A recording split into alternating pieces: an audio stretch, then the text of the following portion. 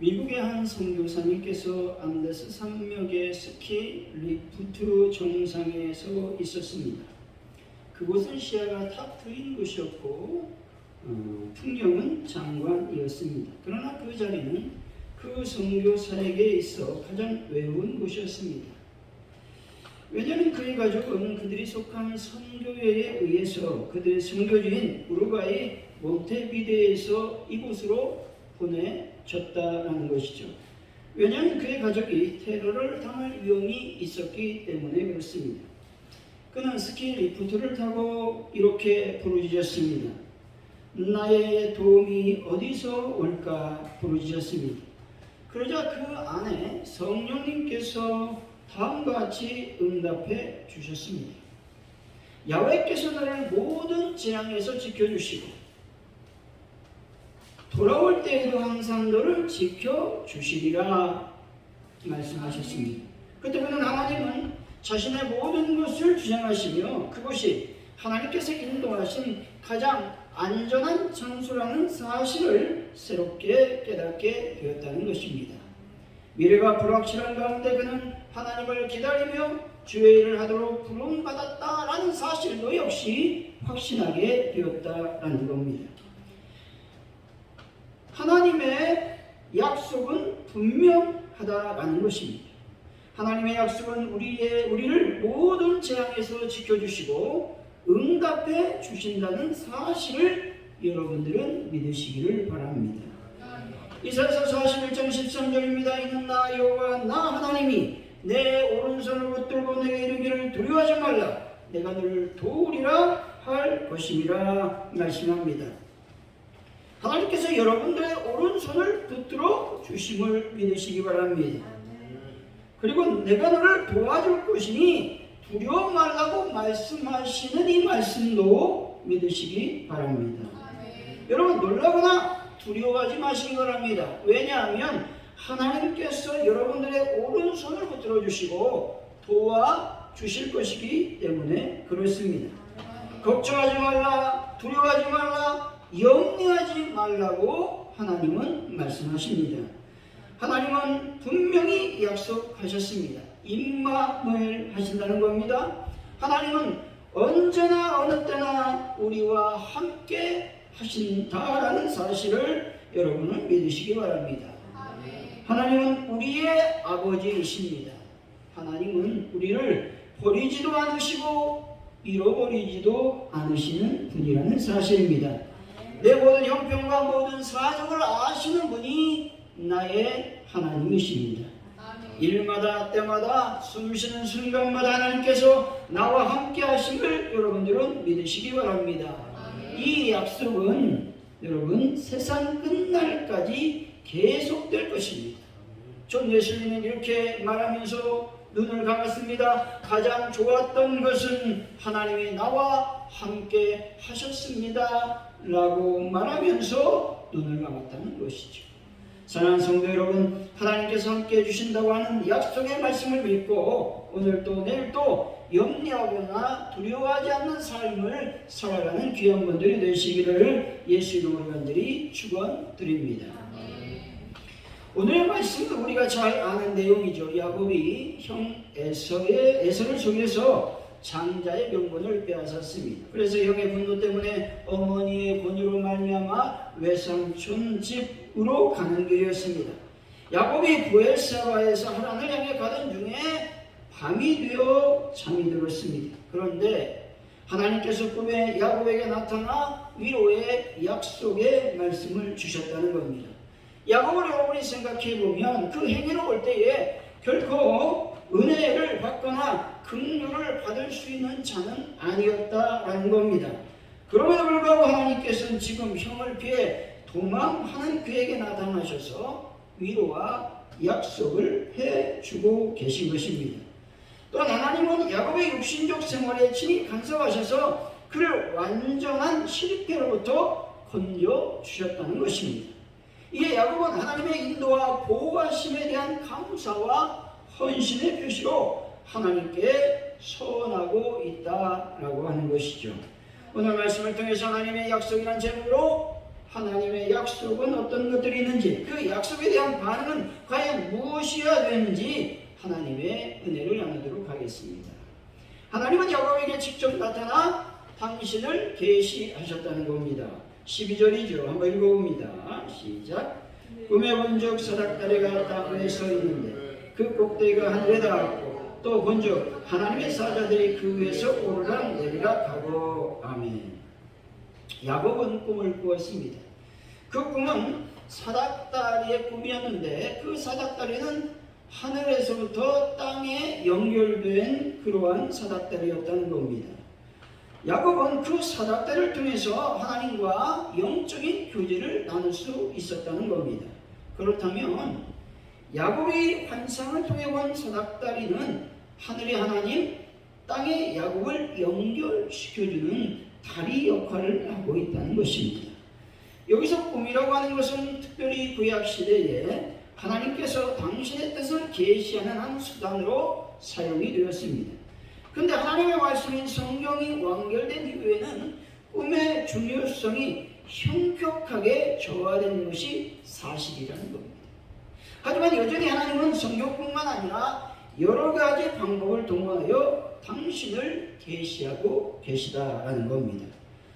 여기서 본적이라고 하는 말은 보라라는 말로서 12절에서 두 번 반복되었고 13절에서 한 번 사용하게 되는데, 이 말은 야곱이 초자연적인 사건을 목격하고 놀라서 감탄하고 있는 것들을 말씀해주고 있는 것입니다.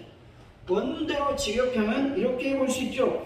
보라 사닥다리가, 보라 하나님의 사자가, 보라 여호와께서라고 해석해 볼 수 있다는 겁니다. 이런 감격과 감탄을 하기 전에 야곱의 상태는 어떠했습니까? 야곱은 배가 고팠고 지쳐 있었고 외로웠고 고독했으며 비참했습니다. 10절에서 11절이 좀 읽어봅니다. 시작. 야곱이 부에서부터 떠나 하란으로 향하여 가더니 한 곳에 이르는 해가 진지라 거기서 유숙 가리고 그곳에 한 돌을 가져다가 베개로 삼고 거기 누워 자더니. 아멘. 자신이 살던 곳을 떠났다는 것은 불안하고 두려운 것이라고 하는 겁니다. 더욱이 엄마의 그늘 아래 있었던 아들이라면 더욱 그러했을 것입니다. 낯선 곳에 해가 저물어 갑니다. 그래서 그곳에서 유숙을 했다라고 하는 것이죠. 유숙했다라는 말은 길 가던 나그네가 자기 겉옷으로 몸을 둘러싸고 밤을 지내는 것을 말합니다. 밤이 되면서 추위가 몰려왔을 것입니다. 지치고 피곤하여 잠을 청했는데 이때 하나님께서 야곱에게 나타나셨습니다. 왜 하나님께서 야곱에게 나타나셔서 언약의 말씀을 주셨을까요? 여러분, 약속은 인간과 인간이 하는 거죠. 그러나 언약의 말씀은 하나님과 인간이 하는 건데, 이 언약의 말씀은 일방적으로 하는 겁니다. 내가 약속하겠다, 내가 언약하겠다라는 말씀이라는 겁니다. 하나님께서 야곱을 사랑하셨기 때문에 언약해 주셨다라는 겁니다.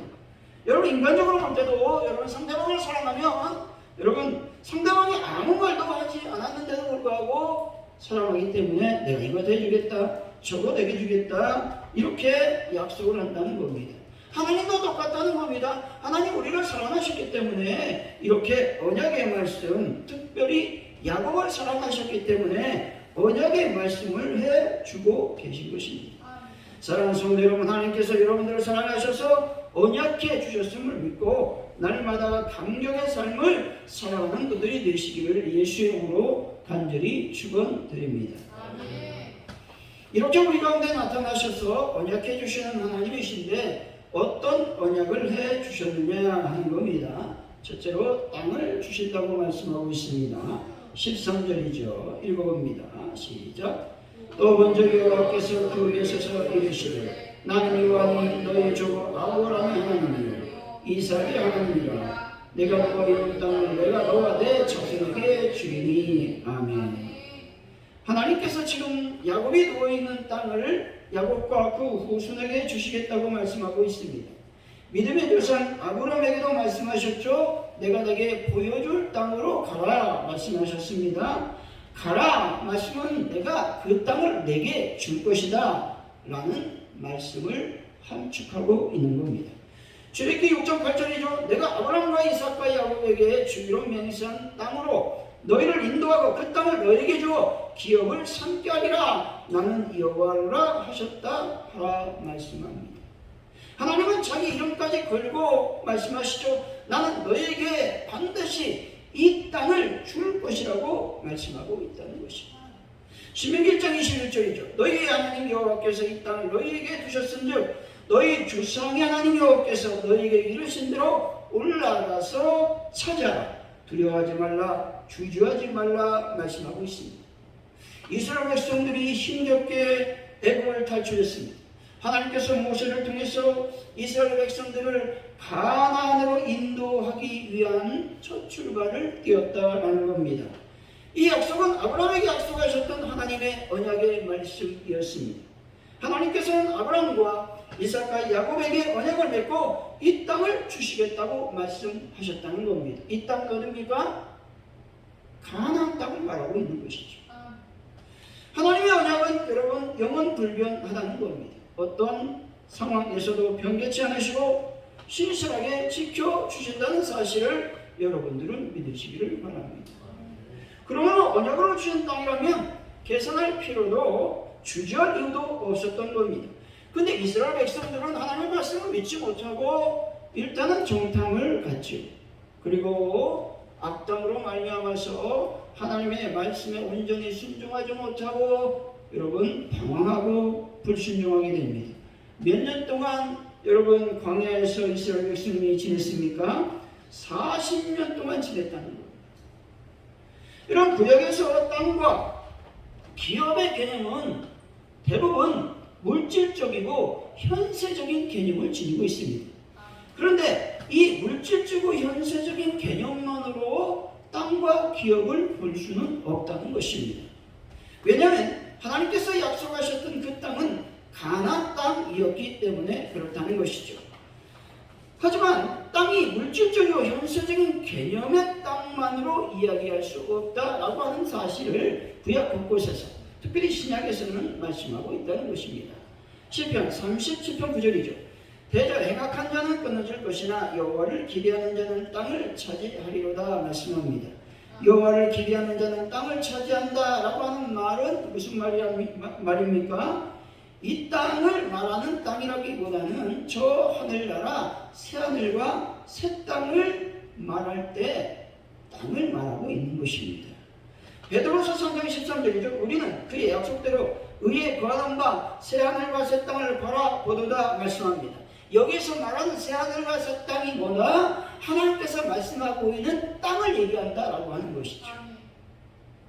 이 땅은 여러분 공간적이고 또한 장소적인 개념이라기보다는 하나님의 통치가 이루어지는 곳을 말하고 있는 것입니다. 이 땅은 물질적인 복이나 형통하여 풍성한 복을 말하는 땅을 말하는 것이 아니란 말이죠. 이 땅은 예수님을 영접하고 받은 영생의 복으로 갈 수 있는 그 하늘나라를 말하고 있는 겁니다. 그렇다고 이 땅에서 풍요, 물질, 번영을 배제한다는 말은 아니라고 말씀드렸습니다. 이 땅에서의 복은 하나님의 말씀대로 살고 하나님을 바라보고 담대하여 주님의 명령에 순종하게 되면 덤으로 받을 수 있는 복인 것입니다. 이것을 우리는 무시할 수 없다라고 하는 겁니다. 하지만 우리가 이 땅에서의 복이 전부라고 생각해서는 안 된다는 겁니다. 이 땅의 삶이 전부가 아님을 우리는 늘 기억하며 살아야 된다라고 하는 겁니다. 이 땅에서는 살 길만 있으면 되는 것이죠. 하나님 우리들에게 발 딛고 살 수 있는 땅을 허락해 주셨다라고 하는 것입니다. 그것만으로 우리는 어떻게 합니까? 만족하며 살아가야 될 줄로 압니다. 집을 2채, 3채, 4채, 100채 하나님의 뜻이 아닙니다. 이건 투기죠. 안 된다는 것이죠. 그렇다면 이제 우리는 무엇을 해야 되느냐? 하늘의 땅 영생을 바라봐야 된다는 것입니다. 사랑하는 성도 여러분, 하나님의 언약의 말씀인 하늘의 땅을 더욱 바라봄으로써 이 땅 안에서 하나님의 통치를 이루어가는 분들이 되시기를 예수 이름으로 간절히 축원드립니다. 하나님께 주신 언약의 말씀 둘째, 내 자손이 번성한다는 것을 말씀하고 있습니다. 14절이죠. 한번 읽어봅니다. 시작. 내 자손이 땅의 티끌같이 되어 내가 서쪽과 동쪽과 북쪽과 남쪽으로 퍼져 나갈지며 땅의 모든 육식이 모아 내 자손으로 말미암아 복을 받으리라. 아멘. 여기서 티끌이라고 하는 말은 히브리어로 희끄무레하다, 회색으로 변했다, 불구스름하게 되었다 라는 뜻에서 유래된 말인데, 이 뜻은 먼지, 흙, 점토, 쓰레기더미, 바람에 날리는 작은 모래를 의미합니다. 퍼지다라는 말은 깨뜨리다, 분쇄하다, 백성이나 양떼가 흩어지다, 외국으로 퍼져나가다, 번성한다 라는 의미를 지니고 있다는 겁니다. 다시 말해서 방해하는 세력을 모두 끊어버리고 점점 확산되어가는 모습을 강조하는 말씀이 퍼져나가다 라는 말씀이라고 하는 겁니다. 이 자손의 번성, 특별히 확산의 축복은 야곱에게 주신 두 번째 언약의 말씀이었다는 것입니다. 이 언약은 오늘날 성도들이 그리스도로 말미암아 누리는 풍성한 삶을 의미하고 있다는 것입니다.